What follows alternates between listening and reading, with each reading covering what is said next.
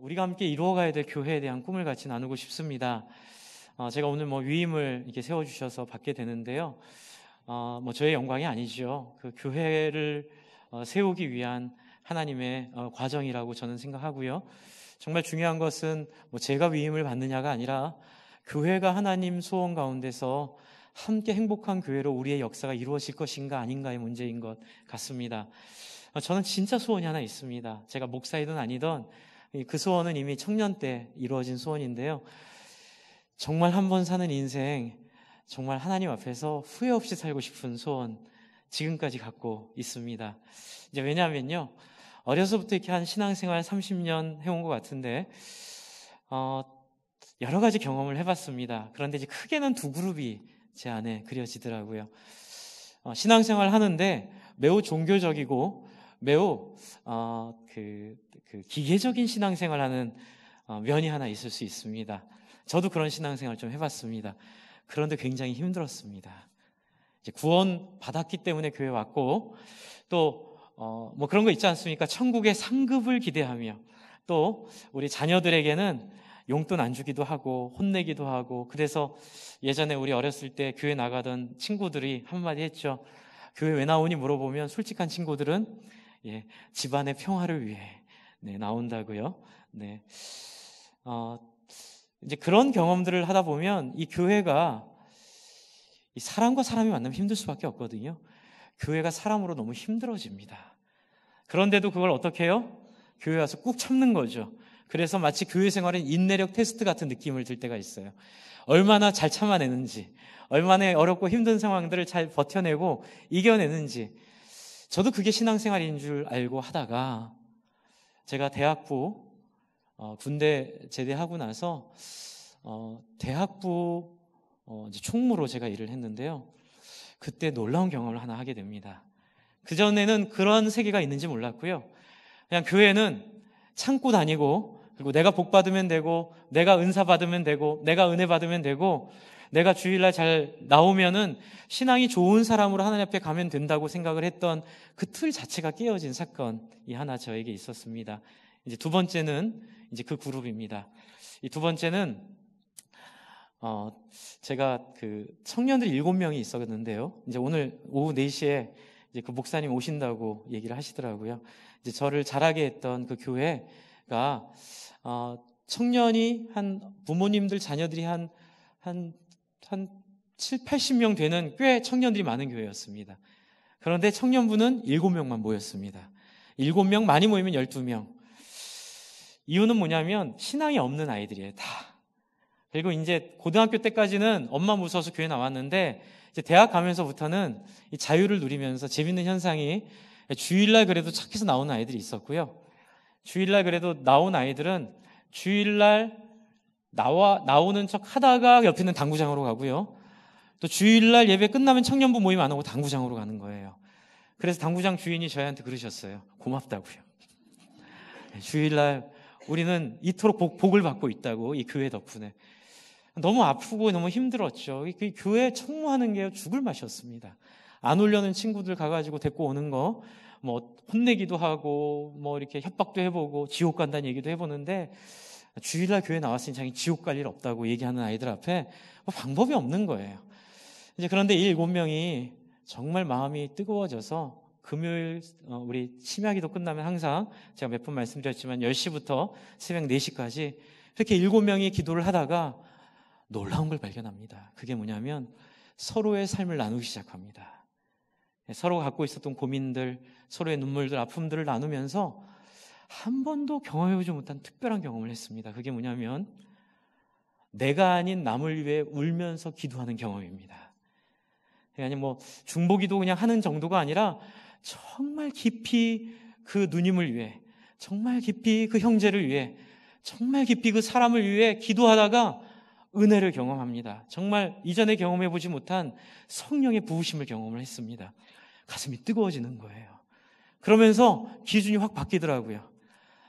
삶의 입맛이 바뀌더라고요. 그게 뭐냐면 예전에는 사람을 섬기고 사람을 대하라 그러면 기운도 빠지고 짜증도 나고 억지로 의무감 가운데 했었는데, 그걸 경험하고 나니까 이 맛이 너무 좋아져서 거기에 몰입하기 시작하게 되는 겁니다. 그래서 온통 다른 사람의 유익을 생각하고 온통 이 청년부에 있는 7명 그리고 이 7명이 섬기기 원하는 이 한 8, 90명 되는 사람들을 위한 간절함이 쏟아지기 시작하고 어느 순간부터는 7명의 기도에 이 80명의 이름이 담기기 시작합니다. 그래서 통곡하고 기도하고 또 우리의 죄악을 같이 회개하고 기도하고 그래서 깊이 서로 사랑하기 시작합니다. 그래서 7명이 정말 잊을 수 없는 사랑을 저희가 했습니다. 그중에 제 오래된 친구들이 오늘 또 4시에 온다고 그래서 제가 너무 감사해서 또 그 기억이 나더라고요. 그때 맛봤던 그 은혜들. 그런데 놀라운 사실은 이 7명이 그 은혜를 맛보니까요 6개월 뒤에 청년부 모임이 80명이 되더라고요. 이제 그게 예수 안 믿는 애들이 온 건 아니고요 당구장에 있는 애들이 왔습니다. 네, 당구장 사장님의 기도를 하나님이 안 들어주신 것 같아요. 이제 교회에 은혜가 넘치고 아이들이 그래서 제가 나중에 물어봤죠. 무슨 일이 있었는지 이제 간증도 시키고 했는데 이런 거예요. 예전엔 교회에서 오라는 게 위선으로 느껴졌대요. 청년부 예배와. 근데 어렸을 때부터 자라가지고 그 형이 어떤 형인지 잘 알거든요. 그리고 그 서로 간에 갖고 있는 그 오래된 사이 속에 있는 그 건조하고 메마른 관계 아십니까? 예. 그냥 인사는 하지만 그냥 너는 그런 사람이고 난 이런 사람이고 그래서 서로에 대한 그런 냉소가 흘렀는데 어느 날부터 직장에 찾아오기 시작하고 집에 찾아오기 시작하고 이제 제가 평생 잊을 수 없는 아름다운 이름 뭐 녹음이 되긴 하지만 이금순 누님 네, 그 금순이 누나를 잊을 수가 없습니다. 네, 나이는 많았는데요 결혼을 늦게 했어요. 늦게 한 이유가 다른 게 아니고요 그 사랑이 마음에 부음받으니 이 청년들을 사랑하려고요 자기의 전 인생을 다 쏟아부었습니다. 아이들 돌보고 신방하고 뭐 돈 얼마 못 벌었어요. 그냥 어디 회계 사무실에서 그 회계원으로 일을 했는데 이 누님은 늘 아이들 만나면 밥 사주고 또 힘들어하는 아이들이 있으면 이게 순회로 돌아가면서 아이들 만나주셨어요. 그래서 그 누나의 일은 퇴근하면 힘든 아이들 찾아가고 또 그 아이들 위해서 기도해주고 또 그 아이들 상담해주고 근데 이게 7명한테 번지기 시작하는 거예요. 그 7명이 이 은혜가 쏟아지니까 여러분 80명이 움직이더라고요. 진심을 느끼기 시작했고 그런데 서로가 서로를 불쌍히 여기고 긍휼히 여기는 그 맛을 느끼는 순간 시간이 없다, 돈 벌어야 된다 이런 건 다 무기력해지는 거예요. 그냥 사람들이 쏟아지는 마음으로 다 그 서로가 서로를 향한 마음의 가치로움을 다 만끽하고 누리며 다 그런 고백들을 하더라고요. 이런 게 있었는지 몰랐다고요. 여러분 바로 그게 또 다른 차원의 신앙생활이었습니다. 그래서 저희는 그 청년부 너무 감동해서 제가 찾아봤어요. 그런 일이 있었나? 너무 많이 있었습니다. 초대교회에서부터 그 일이 있었고요. 또 진젠도르프 백작이라고 하는 모라비안 교도들의 창시자인 1700년대 독일 경건주의 운동에도 그런 일이 있었고요. 또 영국 부흥 운동에도 있었고 미국 건처도미 기도회도 그렇게 시작되었고요. 한국의 대부흥 운동도 그렇게 시작이 되었습니다. 여러분 교회는 한 번도 예수 믿고 내가 잘 되는 것으로 부흥해 본 적이 없습니다. 여러분 교회는 항상 다른 사람을 돌보지 못한 것을 가지고 통곡하고 회개하고 하나님 앞에 그렇게 살지 못한 것을 가지고 몸부림치고 발버둥치는 데에서부터 교회의 부흥은 시작이 되었더라고요. 그리고 뒤에 또 찾아보니까 70년대 중반에 제가 너무나 사랑하고 제가 늘 사역을 하며 제 롤 모델로 삼았던 교회 하나 만납니다. 그건 바로 내수동교회 청년부입니다. 그래서 제 처남도 그 교회 소개해서 그 교회 지금 집사로 봉사하고 있는데요. 내수동교회 청년부 이야기를 듣는 순간 이해가 다 됐습니다. 왜요?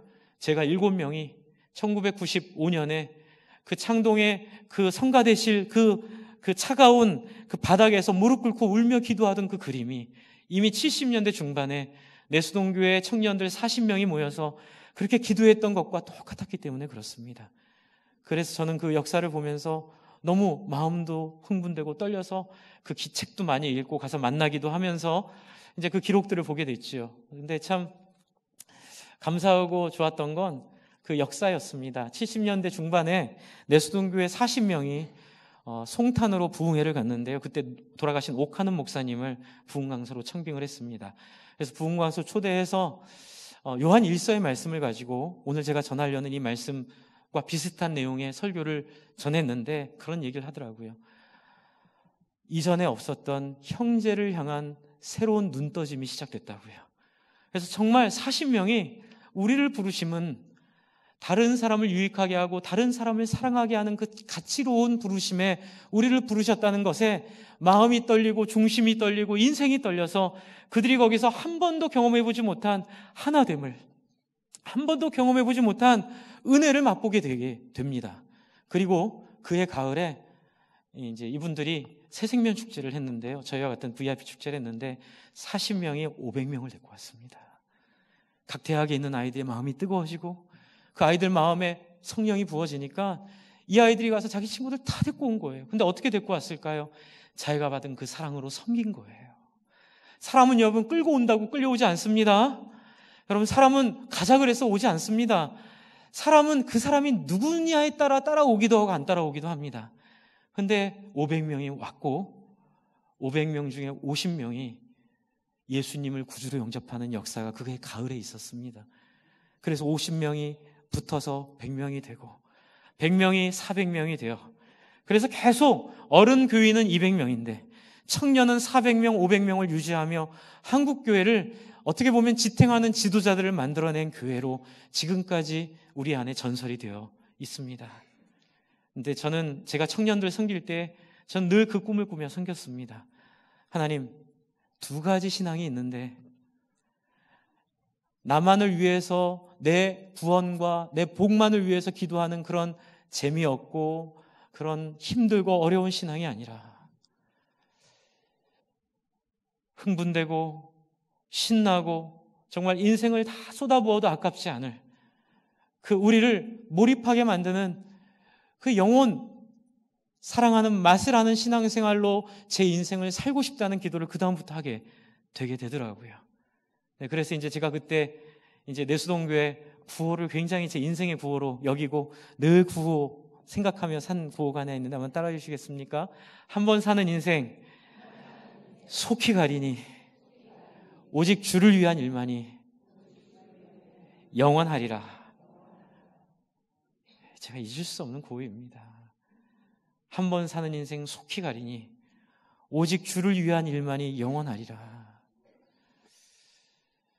주 안에 사랑하는 성도 여러분, 오늘 예레미야 26장 2절부터 말씀하고 계시는 하나님께서는 바로 이 두 다른 신앙생활 중에 하나님이 주시는 신앙은 버텨야 되고 참아야 되고 지옥 같은 인간관계를 견뎌야 되는 그런 신앙이 아니라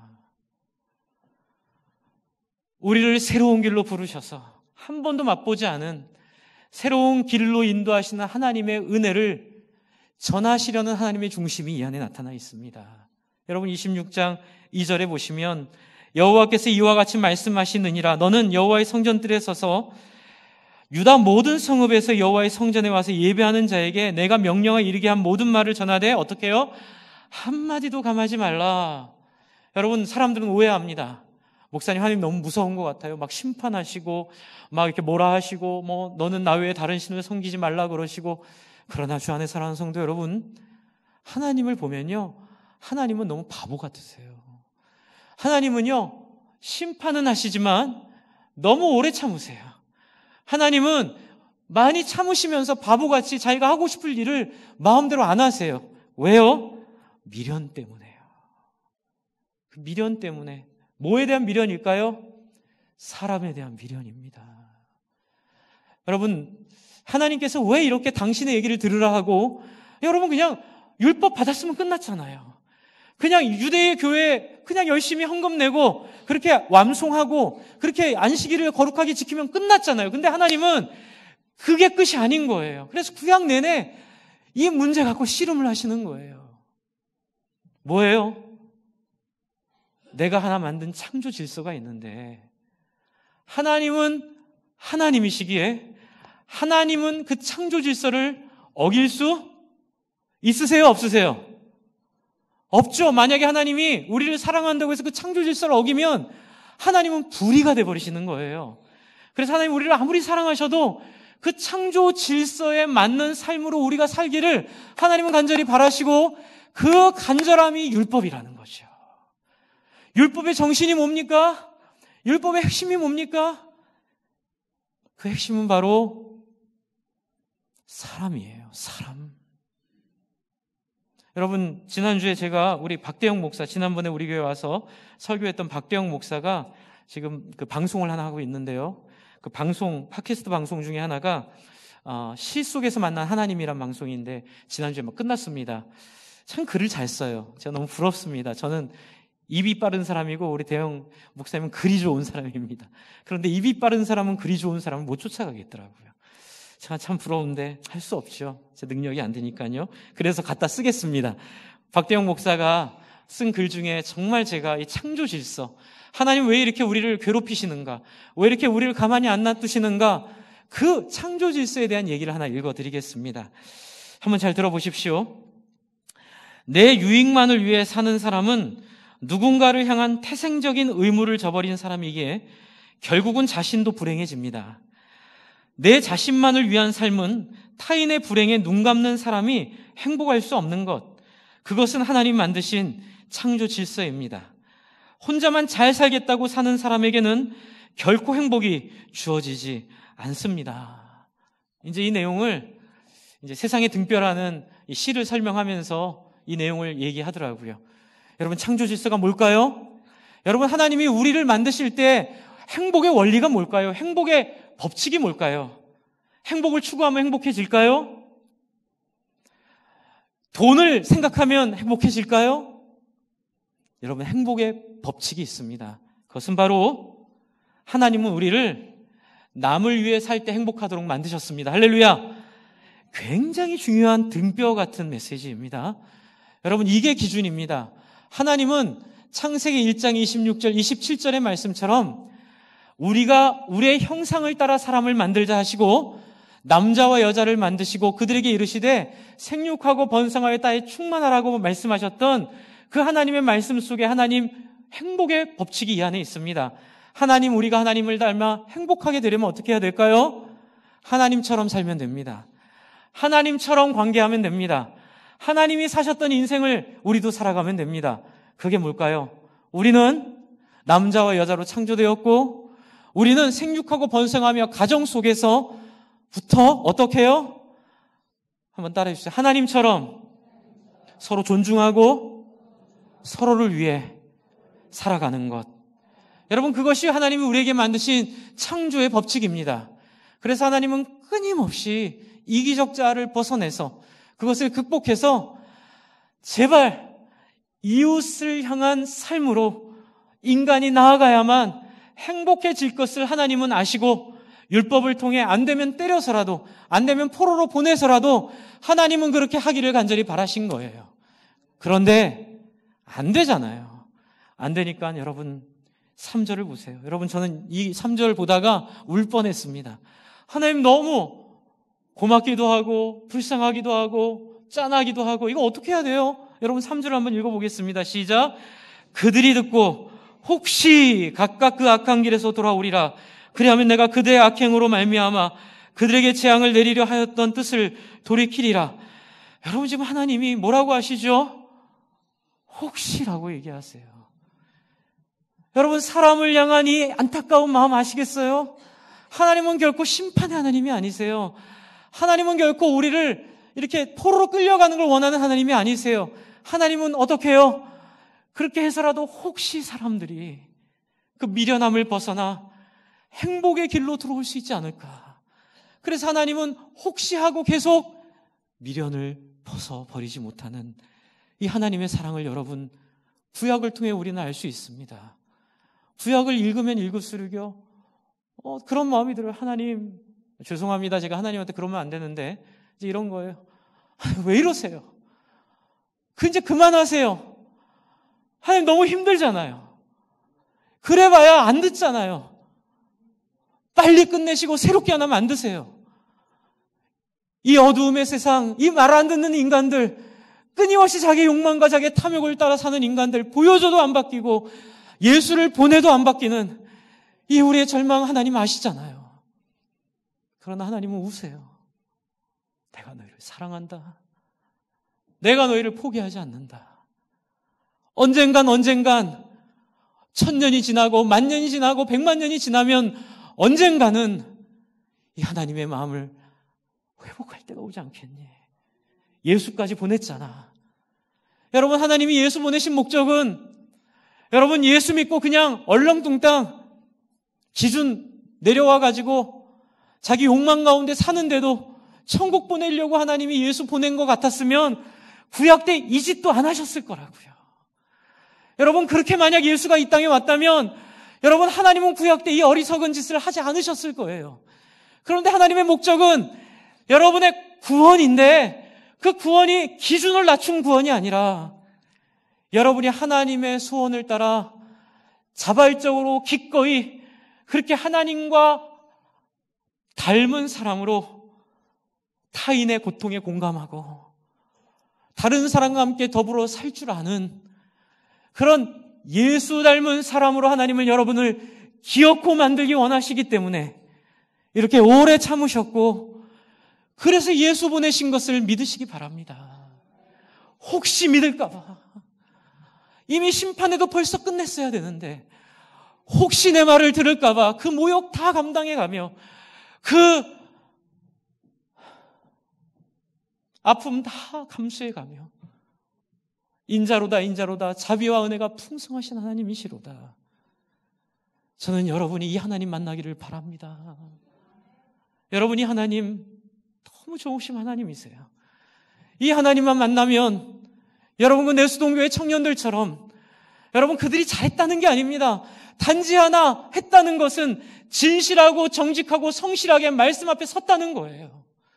다른 생각하지 않고 말씀이 전하는 바를 그대로 받아들이고 말씀을 따라 그대로 마음을 들였을 때에 생각지도 못한 은혜의 바다를 만나게 되고 생각지도 못한 영광의 바다를 만나게 되는 그 실체가 그 사건이 우리 가운데 존재하기 때문에 제가 여러분을 섬기는 평생을 다하여 저는 우리 교회가 그 경험하는 교회 되기를 바랍니다.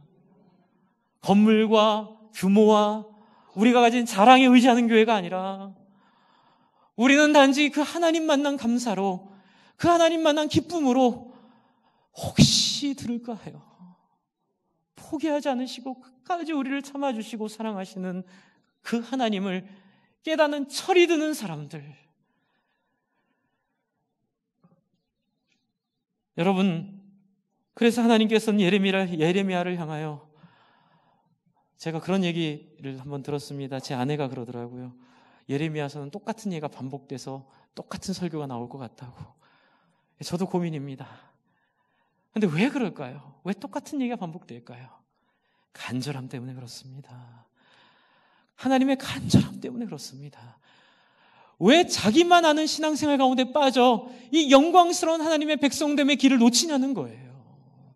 한 번 사는 인생 속히 갈 텐데 왜 그 한 번 사는 인생을 빛나는 별처럼 사는 길이 있는데 그 길 다 마다하고 그 더러운 욕망 가운데 그리스도의 복음을 가지고 들어가서 하나님 앞에 맨날 기도하는 게 나 부자 되게 해주세요. 내 신앙 위로해 주세요. 맨날 내 마음 알아주세요. 하나님 나 외로워요. 그래서 교회 가면 늘 관심이 그냥 뭉클뭉클한 은혜 받는 관심만 있고 다른 사람에 대한 관심 없이 여러분 그러면 하나님 만날 수 없기 때문에 하나님은 혹시 들을까 하여 또 계속해서 하나님은 우리에게 말씀의 선지자들을 통하여 주시고 또 교회를 통하여 우리에게 도전하시며 과거 역사에 역사하셨던 하나님의 은혜를 통하여 그런 교회의 영광을 우리에게 보여주고 계십니다. 귀 있는 자는 듣고 눈 있는 자는 보고 마음으로 깨달을 자는 깨달으라고 말씀하시는 예수 그리스도의 호소가 거기 있습니다. 여러분 하나님의 호소는 여러분이 십자가 그것만을 외치는 것에서 끝나는 것이 아니라 지금 이제 뒤에 나오는 요한 1서에 나오는 이 말씀을 여러분 안에 이루어내고 여러분이 경험하고 여러분이 그것을 간구하고 그것이 이루어질 때까지 포기하지 않고 금식 기도하고 정말 뿌리를 뽑는 기도하기를 하나님 원하시는 거 바로 그건 요한 1서에 있는 이 말씀입니다. 여러분 요한 1서로 넘어가겠습니다. 요한 1서 2장에 오늘 우리가 읽은 이 말씀은 뭘까요? 여러분 요한 사도는 지금 교회 속에 있는 적 그리스도에 대한 교훈을 가지고 정말 우리의 신앙이 무엇인지를 말하고 있습니다. 그러면 적 그리스도가 누군지를 먼저 보는 게 좋겠죠. 여러분 18절을 보시면 아이들아 지금은 마지막 때라 적 그리스도가 오리로 하는 말을 너희가 들은 것과 같이 지금도 많은 적 그리스도가 일어났으니 그러므로 우리가 마지막 때인 줄 아노라. 19절. 근데 문제가 있어요. 그들이 어디서 생긴 사람들이에요? 우리 안에 생긴 사람들이에요. 여러분 예수님이요 다 좋으셨어요. 예수님이 너무 천사 같으셨어요. 그런데 예수님이 물러서지 않은 딱 한 자리가 있었어요. 그 자리가 어딘 줄 아세요? 율법사들의 자리예요. 예수님이 독사의 자식들이라고 이 해서는 안 될 말을 하신 자리는 딱 한 자리예요. 그것은 바로 진리가 왜곡되는 자리만큼은 하나님은 허용을 안 하셨어요. 유대인들을 하나님이 어설프게 사는 거 허용 안 하세요. 그런데 로마인들은 무슨 죄를 짓던 하나님이 일단 긍휼히 여기시고 부르시잖아요. 그런데 말씀을 받은 유대인들은 희망이 없는 거예요. 거기서 어그러지면 로마인들은 하나님을 만나면 변화가 될 텐데 유대인들은 하나님을 만나고도 로마인들이 살고 있는 그 세속적 가치들 그게 뭐예요? 예수 믿는데 불교식으로 예수 믿는 거예요. 예수 믿는데 무슨 점치듯이 예수 믿는 거예요. 예수 믿는데 자기 욕망을 투영해서 예수 믿는 거예요. 제가 옛날에 그런 신앙생활 했습니다. 제 교회 가는 오직 유일한 목적은 말씀 속에 은혜 뭉클하게 받아서 한번 울고 오는 거였어요. 그래서 주변 사람 상처도 많이 줬고요. 그냥 하나님의 말씀이 나에게 어떤 말씀을 주실까 맨날 그것만 관심을 가졌지 제가 그 말씀을 통하여 다른 사람과 어떻게 지낼까에 대한 고민을 하지 않을 때 여러분 제가 말씀드립니다. 제 경험입니다. 하나님의 영이 역사하지 않으셨어요. 그렇게 역사하는 영은 다 잘못된 영이었더라고요. 지금 요한 1서의 이 요한 사도는 그 잘못된 영을 부르는 적그리스도적 요소를 말하고 있는데 문제는 뭐냐면 그게 그리스도 예수를 믿는 사람들 속에 나타난다는 거예요. 그게 뭘까요? 예수를 믿되 어떻게 믿는 거예요? 자기의 입맛을 따라 믿는 예수. 그게 적그리스도라는 거죠. 그냥 예수를 아예 신천지면 우리가 피하 구별이 오히려 쉬워요. 여러분 아예 구원파면 아예 그냥 다른 교리를 말하면 저희가 대응하기가 쉽다고요. 차라리 동성애를 얘기하면 우리가 말하기가 쉬워요. 그런데 문제는 교회 속에 들어와서 예수를 믿는다고 하는데 문제는 하나님이 말한 예수가 아니라 우리를 생명에서 죽음으로 부활시킨 성령의 능력이 임하는 길이 아니라 성령이 안 역사하는 길로 자꾸 사람들을 끌고 가는 사람들이 있다는 거예요. 그게 뭘까요? 적그리스도가 누굴까요? 여러분 성경은 성경으로 풀어야죠. 그렇죠? 앞을 한번 보세요. 여러분 18절 앞에 지금 이 적그리스도를 말하는 데 있어 앞에 치열한 이슈가 하나 나와요. 이 이슈 때문에 적그리스도 얘기를 하는 거예요. 이 이슈는 뭘까요? 이 치열한 이슈는 뭘까요?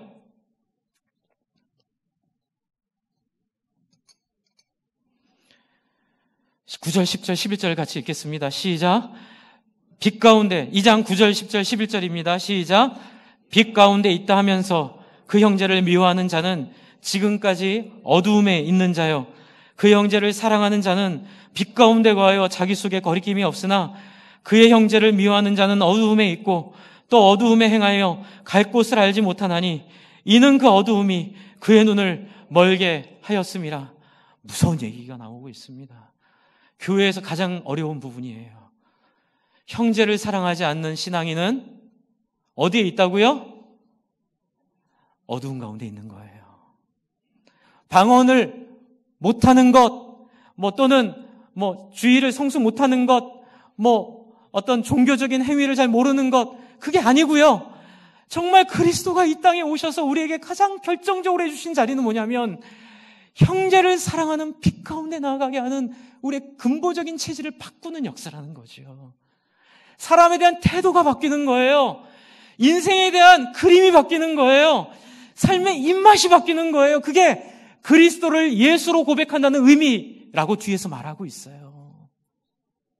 여러분 22절에 보시면 여러분 아까 전에 읽었던 요거 기억하시고요. 빛 가운데 있다면 그 형제를 미워하는 자 2장 22절을 가시면 적그리스도를 얘기하는데 이렇게 얘기해요. 거짓말하는 자가 누구냐? 진리가 아닌 사람이 누구냐?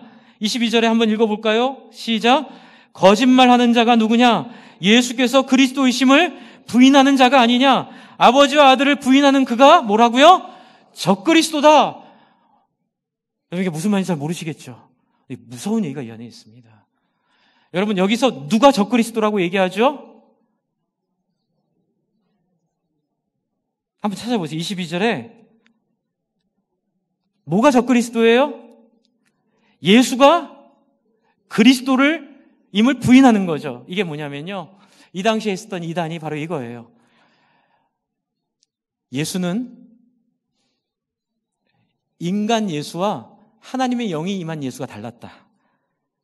그래서 이거 억지로 풀어낸 거죠. 예수는 완전한 하나님이셨는데 그 완전한 하나님은 예수가 고난받기 전까지만 그 안에 임하고 있다가 예수가 고난받기 시작하면서 또 하나님은 떠나셨고 남은 육체는 예수의 육체였다. 여러분, 왜 이런 생각했을까요? 한번 고민해 보세요. 이 당시 이 이단이 예수가 그리스도를 고백이 안 됐기 때문에 이걸 이단이라고 하는데 그 이단의 모습은 바로 예수의 인성을 부인한 게 이단이었거든요. 그런데 예수의 인성을 부인하는 게 왜 형제를 사랑하지 않는 것과 연관이 되고 그리고 예수가 그리스도라는 고백과 연관이 안 되는지에 대한 여러분 이해가 필요한 거예요. 여러분, 제가 한번 여쭤보겠습니다. 왜 이 시대 사람들이 예수가 그리스도라는 걸 고백하기가 어려웠을까요? 우리 찬양하잖아요.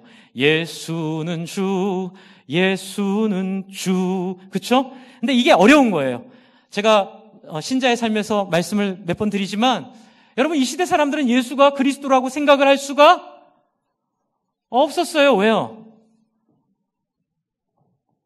그리스도는 그렇게 가난한 집에서 태어날 리가 없다고 생각을 한 거예요. 돈으로 하나님은 많은 돈을 갖고 있는 사람들을 보내시고 또 권력을 갖고 있는 사람을 보내셔서 영광스러운 사람이 그리스도가 될 거라. 적어도 다윗처럼 이렇게 뭔가 탁월하고 특출나고 영광스러운 사람이 이렇게 그리스도가 될 거라고 희망을 갖고 있었는데 어디 저기 갈릴리 총구석에서 태어나가지고 예수님은 잘 못 배우셨어요. 하지만 독학으로 탁월하셨어요. 그러니까 이거예요. 학벌이 안 좋다는 거예요. 그리고 가문이 안 좋다는 거예요. 그리고 예수님 잘생겼을까요? 못생겼을까요?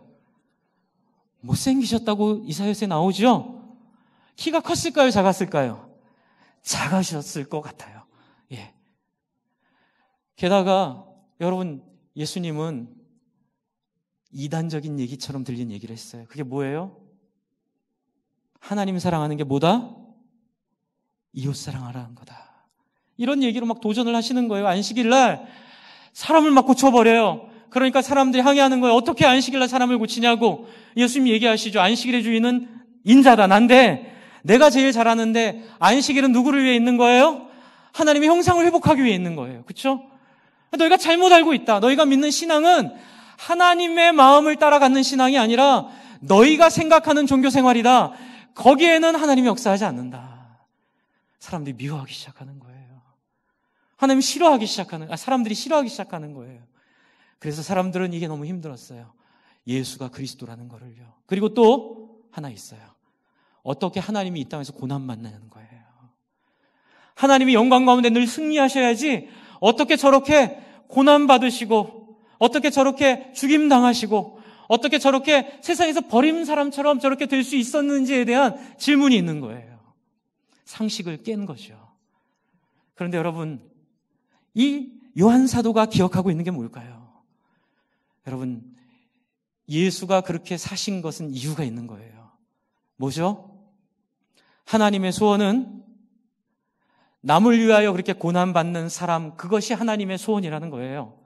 유대인들이 오해하고 있었다는 거예요. 상식이 잘못됐다는 거예요. 그래서 이 싸움이 이 교회 안에 계속 있는 거예요. 그래서 사람들은 계속 예수를 믿어도 뭘 꿈꾸죠? 유력한 사람들, 큰 건물, 그렇죠? 유명한 사람들, 의사가 몇 명 있냐, 판사가 몇 명 있냐. 저는 목사님들 만날 때 그 얘기하면요, 삽을 하나 갖고 다니고 싶어요. 제가 삽을. 땅을 막 파서 그 안에 들어가고 싶어요. 예수는 그리스도, 예수는 주, 이 고백이 상징하는 건 그게 아닌데 우리에게 계속 유혹이 그렇게 오는 거예요. 주 안에 사랑하는 성도 여러분, 지금 이 요한 사도의 싸움은 이 싸움입니다.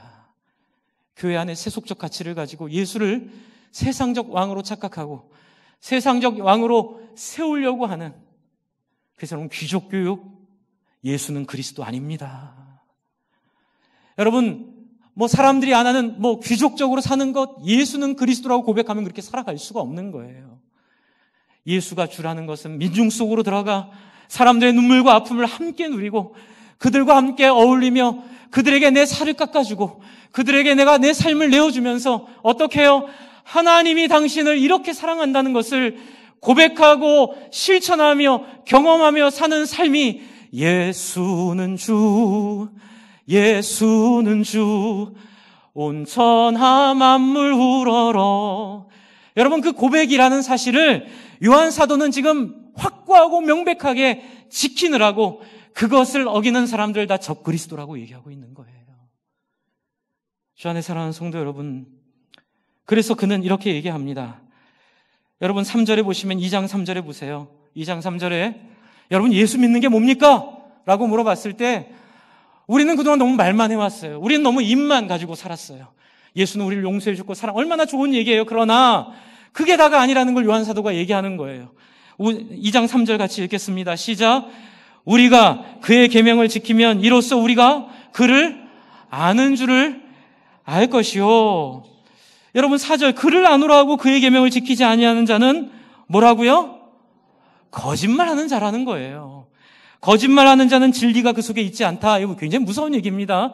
진리는 구약 성경에 사랑과 공의와 의를 한마디로 압축해서 썼던 단어예요. 이건 무서운 얘기예요. 거짓말하는 자 뭐예요? 그의 계명을 지키지 않는 자는 하나님이 그 안에 거하지 못한다는 얘기예요. 그러니 우리 안에 뭐가 없어요? 능력이 없죠. 능력이 없으니까 신앙생활이 재미없고 여러분 따분하고 그냥 힘들고 어렵고 마치 교회 오는 게 지옥 오는 것 같이 느껴지는 거예요. 여러분 하나님이 없는 신앙생활 하지 마십시오. 그럼 어떻게 해야 돼요? 여러분 그의 계명이 뭐예요? 여러분 그의 계명은 뭡니까? 7절이에요. 7절 같이 읽겠습니다. 시작.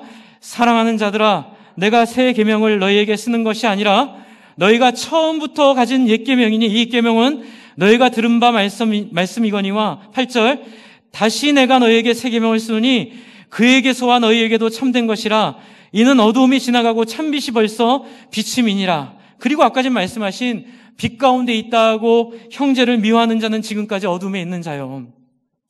주 안에 사랑하는 성도 여러분, 형제를 사랑하는 것이 예수를 믿는 것이라고 성경은 명백하게 말하고 있습니다. 이건 해도 되고 안 해도 되는 게 아니에요. 안 되면 어떻게 해야 돼요? 정말 기도원 갑시다. 우리 밤새 기도합시다. 소나무 뿌리를 잡고 흔듭시다. 하나님, 형제를 사랑하기를 원합니다. 제 인생에 정말 다른 타인을 향한 너그러움과 타인을 향한 애정과 사랑보다는 토지, 아파트, 재산, 금융, 주식, 여행 이런 걸로 제 인생이 가득 차 있어요. 여러분, 예수 믿는 건 하나님 내 인생 즐기는데 사고 안 나게 도와주세요. 이게 예수 믿는 게 아니에요. 그러면 성령이 함께 하지 않으세요. 성령이 하지 않게 않으시면 저도 너무 힘들어지고요. 제 인생 너무 불쌍해져요. 저는 그렇게 살고 싶지 않아요. 그런 교회에서 목회하고 싶지 않아요. 저는 성도님들이 하나님을 누리는 교회에서, 그래도 그렇게 목회하고 싶지 않아도 그렇게 하면 할게요. 예, 운명인데 어떻게 하겠어요. 그렇죠? 예, 베드로도 있지만 스데반도 있잖아요. 하나님 스데반의 길을 가라면 가야죠. 그건 제 다짐입니다. 그러나 한 번 사는 인생인데요. 한 번밖에 없는 우리의 귀한 인생인데요. 그 영광스러운 하나님의 풍성한 자리는 느끼지도 못하고 맨날 깨작깨작 앉아가지고 왜 은혜가 없냐고, 왜 내 마음에 이렇게 감동이 없냐고. 당연히 없지요. 사람을 사랑하려고 안 하니까 당연히 하나님이 은혜를 안 주시지요. 그러니까 귀신이 찾아와서 엉뚱한 얘기로 엉뚱한 마음을 가지고 엉뚱한 일을 가지고 귀신에 들려가지고 그렇게 돈을 따라 살면서 신앙이라고 말하는 거예요. 그게 적그리스도임을 여러분 명심하시기를 바랍니다. 저는 여러분이 정말 형제 사랑하기 위해 발버둥치기를 바랍니다. 정말 몸부림치기를 바랍니다. 왜 신앙생활이 노곤하고 힘드냐면요, 여기를 안 들어가서 그래요.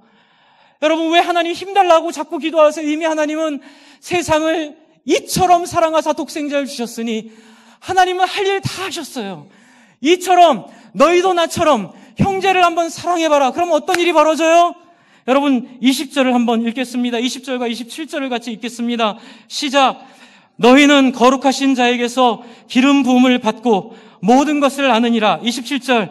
너희는 주께 받은 바 기름 부음이 너희 안에 거하나니 아무도 너희를 가르칠 필요가 없고 오직 그의 기름 부음이 모든 것을 너희에게 가르치며 또 참되고 거짓이 없으니 너희를 가르치신 그대로 주 안에 거하라. 제가 영국에 신학 공부하러 갈 때 다 말리더라고요. 거기는 옥스퍼드 근처는 자유주의 신학이 팽배한 곳이고 뭐 구약학도 다 자유주의자들이 많아서 가면은 저한테 물든다고 가지 말라고 다 그러는데 저희 선생님이 저 불러다가 제 손 붙잡고 이렇게 기도해 주셨어요. 승준아, 네가 하나님의 백성이고 예수 그리스도를 믿는 사람 사랑하기 위하여 신학하는 것이 분명하기에 이 말씀에 있는 말씀 그대로 주의 성령이 어디를 가든 지옥을 가든 자유주의자들의 천국을 가든 어디를 가든 너의 마음을 하나님의 말씀으로 지킬 것이니 두려워하지 말고 가라. 할렐루야. 우리가 두려워할 게 뭐가 있습니까? 우리에게 주신 이 말씀 주신 하나님 앞에 우리가 두려워할 게 뭐가 있습니까? 악의 속을 어두움에도 갈 수 있는 용기는 바로 우리가 하나님의 소원인 사람 사랑하기 위한 신앙생활, 다른 사람을 살리기 위한 우리의 인생, 다른 사람을 섬기기 위한 우리의 삶으로 우리가 믿기만 하면 주의 성령이 저와 여러분의 인생을 들고 쓰실 줄 믿으시기 바랍니다. 여러분, 사람들이 성령운동 얘기하는데요, 저는 그거 보면 약간 속으로 짠해요. 왜냐하면 제가 보니까 그 성령운동하는 분들 성령의 은혜 받았다고 이빨이 금이 변하고 이렇게 금가루가 날리고 병이 났고, 그건요 어디 얕은 개울 가서 첨벙첨벙 애들 물장난하는 것밖에 안 보여요. 여러분, 제가 이웃 사랑하기 위해 자기를 내어 던지고 그렇게 인생을 던진 사람들에게 나타난 하나님의 놀라운 역사들을 너무 많이 알고 있습니다. 하나님이 나타나세요. 하나님이 기적을 일으켜주세요. 하나님 역사하세요. 하나님 얘기하세요. 안 들으면 나팔을 내고 자는데 깨워서 얘기해 주세요. 주 안에 사랑하는 성도 여러분, 너무나 그의 다가오심은 분명하고 확실하고 그가 우리에게 주시는 성령의 은사는 그 정도 인간의 금가루, 금이빨 그 정도가 아니라고요. 큰 대양에서 태평양 한가운데에서 깊은 물속으로 들어가 그 아름다운 바다를 경험하는 그 놀라움이 있음을 믿으시기 바랍니다. 하나만 말씀드리고 마치겠습니다. 지난주 제가 들은 간증입니다. 종로 5가에 있는 늘사랑교회라 그러시던데 제가 이제 그걸 정확히 기억은 못하겠습니다. 늘사랑교회 사모님의 간증이었는데요. 몇십 년 전에 교회를 개척할 때 어떤 할머니의 기도 제목 때문에 자기가 계속 같이 기도를 했다는 거예요. 남편 구원을 위해서. 그래서 이 남편을 어떻게 해서라도 예수 믿게 해야 되는데 이 할아버지가 너무 무서운 분이세요. 돈이 또 너무 많으세요. 돈이 많고 무서우니까 세상에 거칠 것이 없는 분이세요. 그래서 전도하러 갔다가 문전박대 당하고 혼나고 쫓겨나고 너무너무 기도하는데 그 할아버지에 대한 마음이 쏟아졌다고 하시더라고요. 그런데 이 사모님이 어느 날 이 할머니가 그러시더래요. 우리 집 식모 구하고 있다고. 이 사모님이 식모로 들어가기로 했습니다. 위장 취업이죠. 네. 식모로 들어가서 진심으로 이 할아버지를 섬긴 거예요. 그 수기에 보니까 하루에도 12번 뛰쳐나가고 싶고 너무 모욕적이고 할아버지가 너무 함부로 대하고 물에 온도 안 맞춰주면 그냥 당장 다시 해오라고 그러고 말끝마다 이렇게 가진 게 없고 배운 게 없어 식모한다고 이렇게 무시하고 너무 이렇게 자기가 너무 가슴이 아프고 너무 슬퍼서 한 달 버틴 게 너무 힘들었대요. 그래서 이제 어느 날 밤에 잠을 자는데 꿈을 꾼 거예요. 그런데 이 할아버지의 젊은 시절을 꿈을 꾼 거예요. 그리고 이 할아버지의 청년 시절을 꿈을 꾼 거예요. 그 이 할아버지의 처음 사업했을 때 꿈을 꾼 거예요. 그 꿈에서 하나님이 이 할아버지의 아픈 마음을 보여주시더래요. 배신당하고 참 실수하고 아무한테도 말할 수 없는 그 고통들을 하나님 보여주셨는데 어느 날 그 다음 날인가 제가 정확히 순서는 기억이 안 나는데 할아버지가 그러시더래요. 이게 우리 집에 왜 왔냐 그래서 자기가 그때 그 얘기했대요. 사실은 자기는 할머니가 다닌 교회 사모인데 할아버지 섬기고 싶어 제가 식모로 들어왔다고.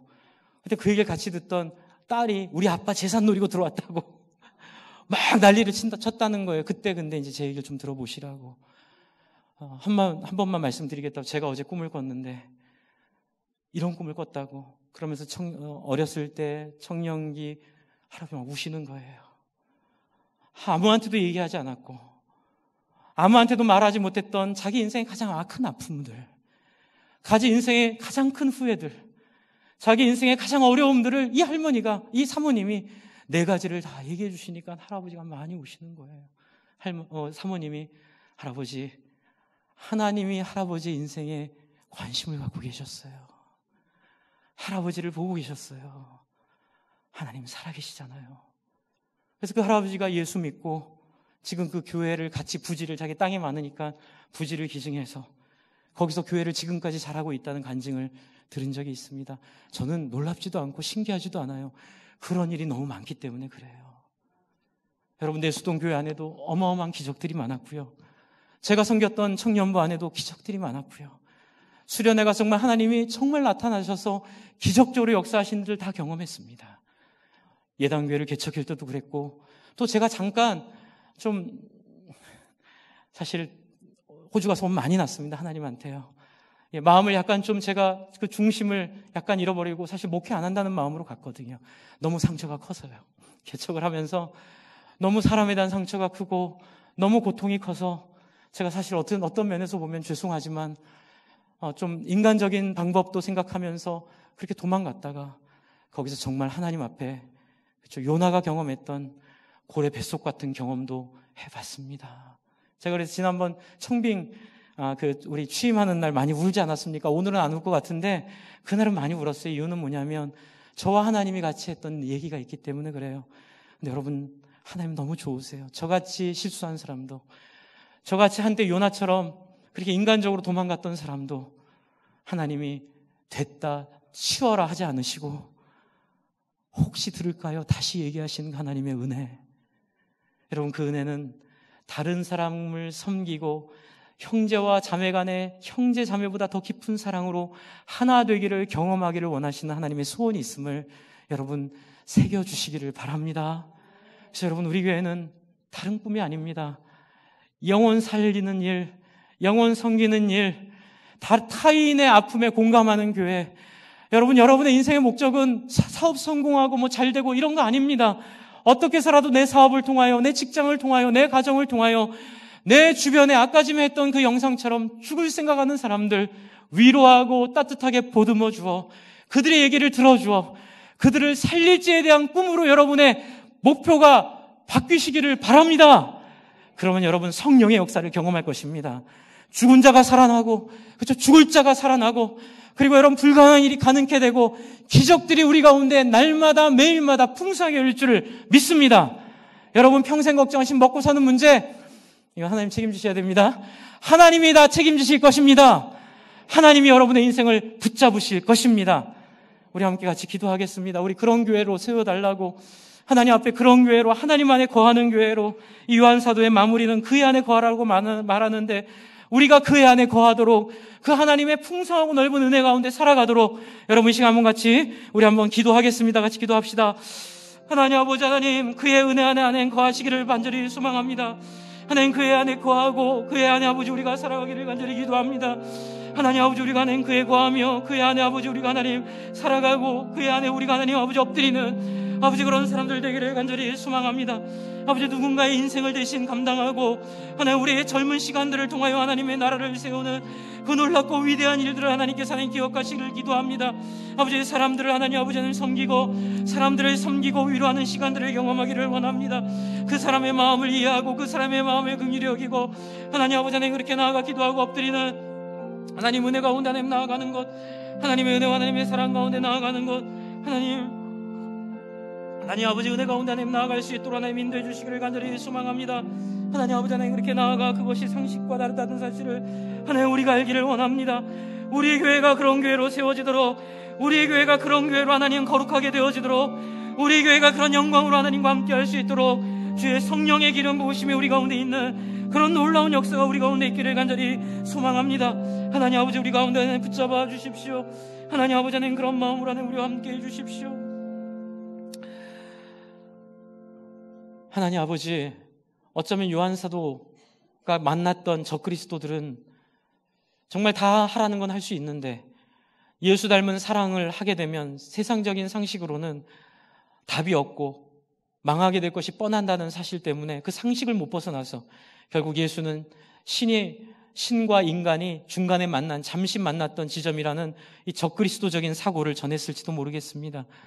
하나님, 우리도 부담됩니다. 어떻게 사랑할 수 있겠습니까? 그러나 하나님 앞에 엎드리고 소나무 뿌리를 뽑고 철야 기도를 하고 새벽 기도를 해서라도 하나님 앞에 이웃 사랑하는 사람으로 그 마음으로 부어지기를 기도합니다. 주의 성령이 임한다 하셨사오니 예수 닮은 맛을 보는 인생 되게 해 주시옵소서. 예수 흉내내는 인생 되게 해 주시옵소서. 어떻게 해서라도 예수 앞에 갔을 때 하나님, 제가 최선을 다했다고, 잘하지는 못했어도 최선을 다했다고 하나님 앞에 울 수 있는 그런 성도님들로 우리를 세워 주시옵소서. 하나님, 그렇게 살 때 세상에 기적들을 보여주실 줄 믿습니다. 하나님, 세상이 그렇게 갖기 원했던 것, 그러나 하나님 갖고 싶어 하지 않는데도 하나님이 사역에 필요할 때 쓰게 하시는 영광을 경험케 하여 주시옵소서. 그래 세상 사람들 위해 제사장의 역할들, 하나님의 선지자의 역할들 잘 해내는 하나님 그런 사명의 교회로 한 번 사는 인생인데 하나님 그렇게 꼬질꼬질하게 살지 않게 하시고 하나님 나라의 용사로 하나님 아버지 그런 백성으로 영광스럽게 살 수 있도록 오직 주를 위한 일을 위해 살 수 있도록 우리 모든 성도님들의 인생을 세워 주시옵소서. 우리 교회 그런 교회 되게 해 주시옵소서. 예수님 이름으로 기도합니다. 아멘.